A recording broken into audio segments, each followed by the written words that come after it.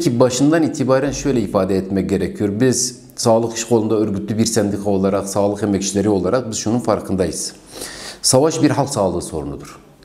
Yani savaş demek aynı zamanda göç demek, açlık demek, yoksulluk demek, işsizlik demek, ucuz işçilik demek. En önemlisi de bütün bunlardan azade, en önemlisi de ülkemizin gencecik insanların bir şekilde yaşamını yitirmesi demek. Türkiye'de sağlığa ayrılan payın uzun yıllardır bütçeden %10'un üzerine çıkarılmasına yönelik bir mücadele yürütüyoruz. Fakat halen 6.4 civarlarında, işte 6.7 civarlarında sağlığa bir pay ayrılıyor. Şimdi bu sağlığa ayrılan payın bu kısmının da büyük bir oranı özellikle özel sağlık kurumlarına sübvansiyon olarak buralara veriliyor. Kamu sağlık kurumlarına da aktarılmıyor. Bunun içerisinde personel giderlerinden tutun aklınıza gelebilecek sağlık yatırımlarının tamamı var.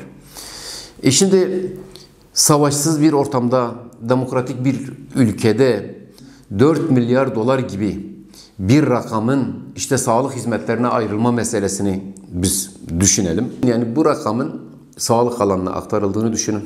Eğitime bir şekilde aktarıldığını düşünün. Gençlerin istihdamına aktarıldığını düşünün. İçerisinde yaşadığımız durum tümden farklılaşır. Savaşın en büyük mağdurlarından bir tanesi de biz emekçileriz bir yönüyle. İfade ve örgütlenme özgürlüğümüzü kullanıp örgütlenmeye başladığımızda büyük baskılarla bir şekilde karşılaştık ve bedelleri ağır oldu. Hani sürgünleri, soruşturmaları, işten atmaları saymıyorum ama çok sayıda arkadaşımızı yani kaçırılmasını, işkence görülmesini, faili meçhullere bir şekilde kurban verdik kendi arkadaşlarımızı da. Böylesi bir süreçlerden biz de geçtik. Hani savaşın hem sağlık emekçilerine bu anlamda yansıması var, hem toplumun tamamına yansıması var. Bir halk sağlığı sorunu olarak biz bütünlüklü olarak görüp bir şekilde değerlendiriyoruz. Toplumun tamamında bir travma hali var şu anda. Yani neredeyse sokakta bir araba en ufak bir hata yaptığında trafikte kavgalar çıkıyor. İnsanlar birbirlerini öldürüyor. Sokaktan geçerken birine yanlışlıkla çarptığınız zaman insanlar birbirine yan bakmaya, kavga etmeye meyilli. Öyle bir ruh hali, depresyon hali gelişmeye başlamış ki neredeyse patlama noktasına gelmişiz. Antidepresif ilaçların kullanılmasında ciddi anlamda artışlar yaşanıyor. Uyuşturucu bağımlılığında, madde bağımlılığında ciddi anlamda artışlar yaşanmaya başlamış. Şimdi bütün olarak biz bunları savaş halinden, çatışma halinden bağımsız değerlendiremeyiz. Ülkenin içerisinde insanların kendini eğleyebileceği, özgürce yaşayabileceği demokratik bir sistemin olmamasından bağımsız değerlendiremeyiz. Bütün bunlar aslında birbirleriyle ilişkili.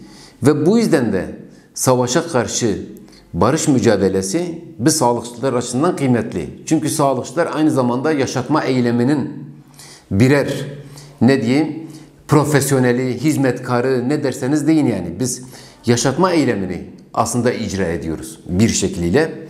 Şimdi yaşatma eylemini icra eden meslek mensuplarının barış istemesinden, barış mücadelesi yürütmesinden aslında daha doğal bir şey olamaz. Diğer önemli bir özelliği var. Sağlık hizmetlerine erişimdeki en büyük parametrelerden bir tanesi dil sorunudur.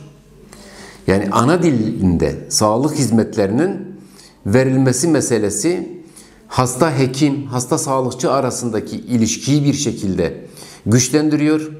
Doğru anamnez almayı sağlıyor ve doğru anamnez aynı zamanda doğru teşhise götürür. Doğru teşhis de doğru tedaviye götürür. Bu bile çünkü bu süreç aynı zamanda hem ana dilinde eğitim meselesini kapsayacağını düşünüyoruz. Biz ana dilinde sağlık ve sosyal hizmetlerin verilmesini, kamusal hizmetlerin verilmesini savunan bir sendikayız. Bunlar da gündeme gelecektir. Bu da aynı zamanda toplumsal sağlığın, toplumsal iyilik haline katkı sağlayacak olan bir durum. En azından ana dilinde sağlık hizmetlerinin verilmesine yönelik bir çalışma. Tek başına elbette ki biz bunu değerlendirirken Kürtçe üzerinden değerlendirmiyoruz. Yani bu coğrafyada artık bir gerçeklik 8-10 milyon Arap var. Yani bir şekliyle değerlendirdiğimizde ana dili Arapça olan insanlar var. Farklı yerlerden gelenler var, etnik kökenleri olanlar var ama halen belki de neredeyse bu ülkenin 1/3'inin ana dili Kürtçe ve bu yasak durumda. Yani bu hizmetleri kendi dilinde alma meselesi halen organize edilmiş değil. Bunların organizasyonuna yönelik de aynı zamanda demokratik adımlar sağlık seviyesini de yükseltecektir diye düşünüyorum.